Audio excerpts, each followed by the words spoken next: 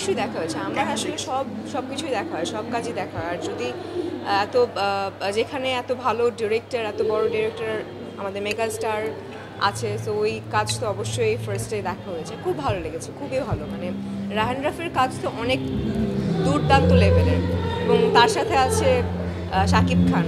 So Shakib ভাইয়া another level. সব কিছু মিলিয়ে কম্বোটা এত স্ট্রং, ভালো লেগেছে। কোনো পোস্ট করিনি, কারণ আমি যখনই আমার মাকে নিয়ে কোনো পোস্ট করতে যাই তখনই আসলে আমার চোখ, নাক, মুখ একদম মানে ভিজে, একদম মানে গলার ভেতরে একদম কষ্ট আটকে থাকে। তো ভালো লাগে আসলে, বাট এই প্রতিযোগিতা আসলে অনেক অর্থে দাঁড়ায় হচ্ছে নেগেটিভ কিংবা অসুস্থ প্রতিযোগিতা। সো আমরা ওই রকম কোনো কিছুই দেখছি না। আমরা একটা সুস্থ প্রতিযোগিতা দেখছি। শাকিব ভাইয়েরও সিনেমা আসছে, তারপর আরিফিন শুভ ভাইয়েরও সিনেমা আসছে, আমাদের সিনেমা আসছে টগর। তো সব কিছু মিলিয়ে খুবই ভালো লাগছে, এবং আমার কাছে মনে হচ্ছে, আমাদের সবার কাছে মনে হচ্ছে যে গত ঈদে যেরকম রমরমা অবস্থা ছিল, একটা জমজমাট ঈদ ছিল, এবার কোরবানি ঈদেও জমজমাট হবে। আমার চরিত্রের নাম হচ্ছে জয়িতা, এবং আপনারা যেটা অবাক হবেন, আমার রিয়েল নামও জয়িতা। মানে আমার ক্লাস 5 পর্যন্ত রিয়েল নাম ছিল জয়িতা, এখনও আছে। আমার মার নাম দেওয়া ছিল জয়িতা, এবং কাকতালীয়ভাবে টগরেও আমার নাম জয়িতা। সো ভালো লাগছে, এবং কাহিনী তো এখন অবশ্যই বলা যাবে না, কিংবা কোনো সিনেমার কাহিনী বলা যায় না। সো কাহিনী জানতে কিংবা কি, আসলে আমি এইটুকুই বলতে পারি, এটা হচ্ছে রোমান্টিক অ্যাকশন থ্রিলার। সো সব কিছু মিলিয়ে একটা টান উত্তেজনাও থাকবে যখন দর্শক দেখবে হলে।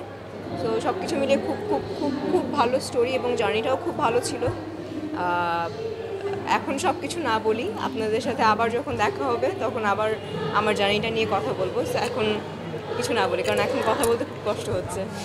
এখানে আপনারা প্লিজ কম্পেয়ারিজমে যাবেন না। তাণ্ডবের মতন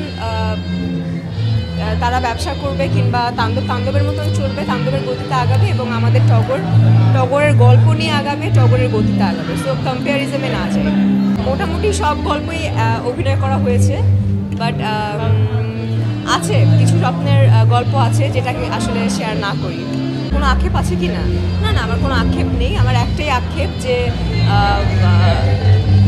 আমার মা চলে গেছে। সো এটাই আমার আক্ষেপ, যে তাকে আসলে সৃষ্টিকর্তা আমার মৃত্যুর আগ পর্যন্ত রাখেনি। সো এটাই আক্ষেপ। আর বাদ বাকি নিয়ে আমি রিয়েলি ভেরি ব্লেসড যে আপনাদের ভালোবাসা, আপনাদের দোয়া, আশীর্বাদ যেটাই বলি সবই আছে। সো অন্য কোনো আক্ষেপ নেই। আপনারা কি কান্না করাতে যাচ্ছেন এখন আমাকে? মা দিবস গিয়েছে। আসলে মা দিবসের জন্য আমি কোনো পোস্ট করিনি, কারণ আমি যখনই আমার মাকে নিয়ে কোনো পোস্ট করতে যাই তখনই আসলে আমার চোখ, নাক, মুখ একদম মানে ভিজে, একদম মানে গলার ভেতরে একদম কষ্ট আটকে থাকে। সো আমার কাছে মনে হয়েছে যে আমি মা দিবসে কোনো কিছুই না লিখি, মনে রাখি, মাকে সবসময় প্রার্থনায় রাখি। সো মাকে সবসময় মিস করি।